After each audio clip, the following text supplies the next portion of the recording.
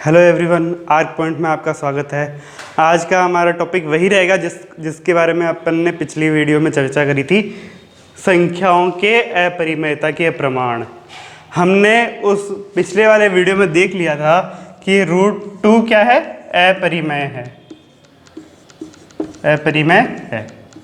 √2 अपरिमेय है, हमने देख लिया था। और उसी से हमने ये भी देख लिया था कि √2 की जगह हम क्या देख सकते हैं, √5 भी देख सकते हैं, √3 देख सकते हैं, इसकी जगह √6 देख सकते हैं। मतलब कि जिनके भी रूट पूरे पूरे नहीं निकलते हो उनकी अपरिमेयता को हम पिछले वाले वीडियो में हम देख सकते हैं। आपको अगर वापस से वो देखना है तो आई बटन में आपको उसका लिंक मिल जाएगा या डिस्क्रिप्शन में उसका लिंक मिल जाएगा, तो वो ज़रूर देखें। तो हम क्या करेंगे, अब इस उससे रिलेटेड हम क्वेश्चन करेंगे। जैसे हमने प्रमेय सिद्ध करी थी वैसे ही हम देखेंगे कि है ना क्वेश्चन कैसे सिद्ध होते हैं। तो पहला क्वेश्चन ही ले लेते हैं। इसमें लिखा हुआ है प्रमाणित करें 5 - √3 अपरिमेय संख्या है। हम कैसे कह सकते हैं कि दो ये परिमेय संख्या है, हम जानते हैं 5 परिमेय संख्या है।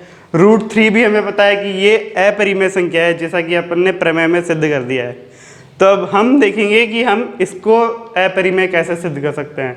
तो वही हम कॉन्ट्राडिक्टिंग लगाएंगे। तो हल क्या होगा, हल हम सबसे पहले हम इसमें कॉन्ट्राडिक्शन देखेंगे। तो क्या देखेंगे कि हम मान लेते हैं कि माना 5 - √3 परिमेय है, 5 - √3 सॉरी √2 नहीं √3 परिमेय है। तो हम क्या कह सकते हैं, तो 5 - √3 कैसे लिख सकते हैं अपन, a/b, जहाँ b should not be equal to 0 और हम जानते हैं a b सह अभाज्य है। इसके बारे में आपको बहुत रेयरली कोई बताएगा, इसलिए ये मैं कह रहा हूँ कि आप इस चीज़ को बार बार नोटिस करेंगे। ये आपकी बुक में लिखा हुआ है लेकिन लोग इसको स्किप कर जाते हैं। तो हम क्या कह सकते हैं कि ये सहअभाज्य है, तो हम मानते हैं कि ये परिमेय संख्या है, परिमेय संख्या होगी। तो हम क्या करेंगे, √5 को उस तरफ पक्षांतरण कर देंगे। तो माइनस का √3 बराबर a/b -5। अब माइनस को भी हटा देते हैं तो √3 बराबर क्या हो जाएगा, 5 - a/b। इसको क्या लिख सकते हैं, 5b - a/b। हम ये कह रहे हैं कि ये सारी की सारी परिमेय संख्याएं हैं। तो परिमेय संख्याओं का जो भाग होता है, जो परिमेय संख्या लिखी हुई होती है, तो ये पूरी संख्या परिमेय है। तो हम क्या कहते हैं कि 5b - a/b परिमेय है, परिमेय है। क्यों है, क्योंकि ये सारी की सारी संख्याएं इंटीजर है, मतलब पूर्णांक है। पूर्णांक के अंदर अगर हम इसके अंदर आप चाहें तो लिख के भी देख सकते हैं कि मान लेते हैं b बराबर 1 है, b बराबर 1 है और a बराबर भी 1 है। तो अब हम इसमें देख सकते हैं कि अगर b और a को अगर इसमें रखेंगे तो ये क्या बन जाएगा, ये 4/1 हो जाएगा। तो ये परिमेय संख्या बन जाएगी। तो ये एक परिमेय संख्या है, हमें पता है।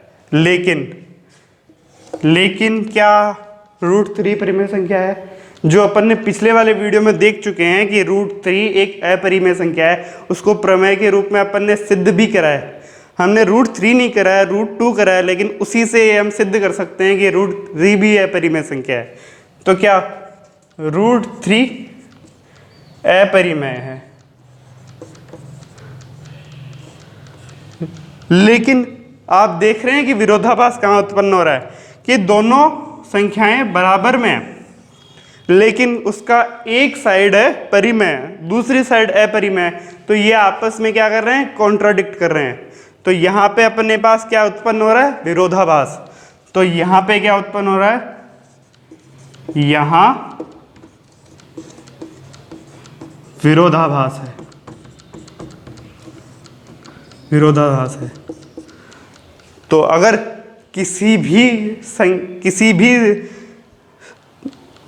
प्रमेय को सिद्ध करने के लिए अगर कहीं पे भी विरोधाभास उत्पन्न हो जाता है तो हम जानते हैं कि जो शुरुआत में माना हुआ कथन है वह असत्य होगा।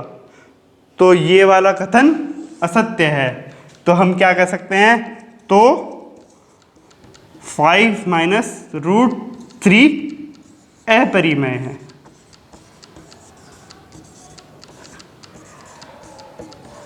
ये अपन ने सत्यापित कर दिया।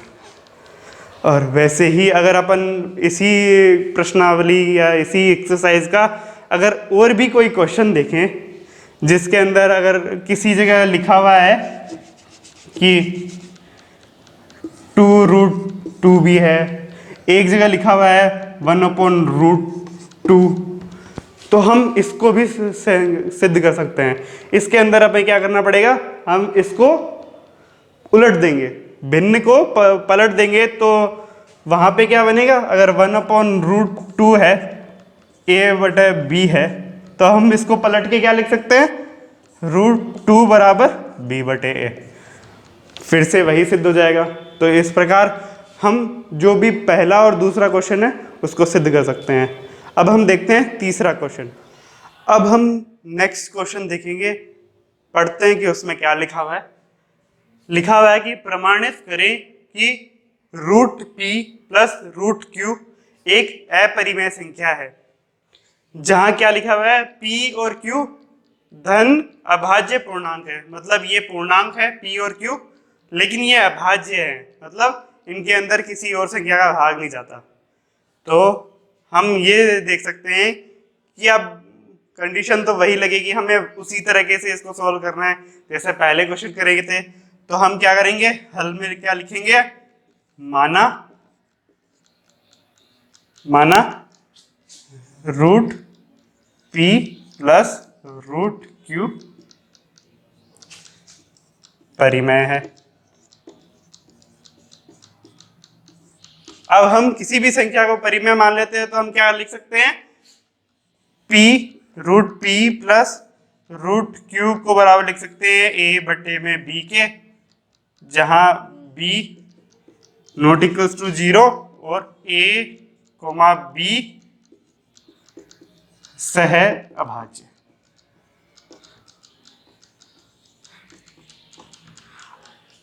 आपको ऐसा कोई भी अपरिमेय सिद्ध करने का अगर कोई भी सवाल आ जाए तो सबसे पहले ये 2 लाइन हमें हमेशा लिखनी होती है। ये प्रश्न में नेसेसरी पॉइंट है कि पहली 2 लाइनें यही होंगी, उसके बाद में आप क्वेश्चन सोल्व करना शुरू करेंगे। अब हमने यहां तक पहुंच चुके हैं, तो अब हम क्या करेंगे, हम नेक्स्ट स्टेप में देखते हैं कि हमें क्या करना है। तो हम क्या करेंगे, √p तो यहीं रहने देंगे, हम √q को उस तरफ शिफ्ट कर देते हैं। तो a/b माइनस में q। यहां तक आने के बाद में आपको क्या दिख रहा है कि हम पहले वाले पार्ट में पहुंच गए।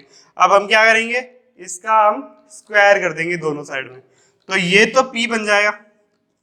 अगर हम इस संख्या का स्क्वायर करेंगे तो ये a माइनस b के होल स्क्वायर से ये खुल जाएगा, तो क्या होगा, a का स्क्वायर अपॉन में b का स्क्वायर प्लस q, यहां तक हो गया, माइनस का आएगा 2a/b √q। तो हमें नेक्स्ट पार्ट में ये मिल जाएगा। तो अब आगे क्या करेंगे, तो इस इक्वेशन को सॉल्व करेंगे, तो हमें इस पद को अलग रख लेते हैं, इस पद को यहीं रहने देते हैं, और इस पद को इस तरफ ले आते हैं और p को इस तरफ ले आते हैं। तो ये नेगेटिव है तो इस तरफ पॉजिटिव, तो ये उस तरफ जाके ये नेगेटिव हो जाएगा। तो क्या होगा, 2a/b √q बराबर में क्या आएगा, a² में b² प्लस q माइनस में p। अब ये दोनों संख्याओं का अगर उस तरफ भाग दे देते हैं तो क्या बनेगा, √q बराबर में आएगा b बटे में 2a होल के अंदर आएगा a स्क्वायर अपॉन में b square plus q minus b। क्योंकि हम जानते हैं कि ये सारे पूर्णांक हैं तो ये पद तो क्या होगा, परिमेय होगा। तो हम ये कह सकते हैं कि ये वाला पद तो परिमेय है, जो पहले वाले कथन को बता रहा है कि हाँ परिमेय है, हम जानते हैं कि ये परिमेय होगा। लेकिन अब हम यहाँ इस पॉइंट में नोटिस करते हैं, हमने क्या लिखा है कि ये अभाज्य पूर्णांक है, अभाज्य संख्याओं के और गुणनखंड नहीं हो सकते। लेकिन अगर किसी भी संख्या का हमें रूट निकालना है तो हमें उसके गुणनखंड करने पड़ते हैं और उसके उतने बराबर गुणनखंड करने पड़ते हैं कि उसका पूरा रूट निकल जाए, मतलब पूरा वर्गमूल आ जाए। लेकिन ये अगर अभाज्य संख्या है तो q के और टुकड़े नहीं हो सकते। अगर q के और टुकड़े नहीं हो सकते हैं तो इसका वर्ग भी परिमेय नहीं होगा, क्योंकि इसका वर्ग अगर परिमेय नहीं होगा तो हम क्या लिखेंगे, इसका वर्ग होगा अपरिमेय।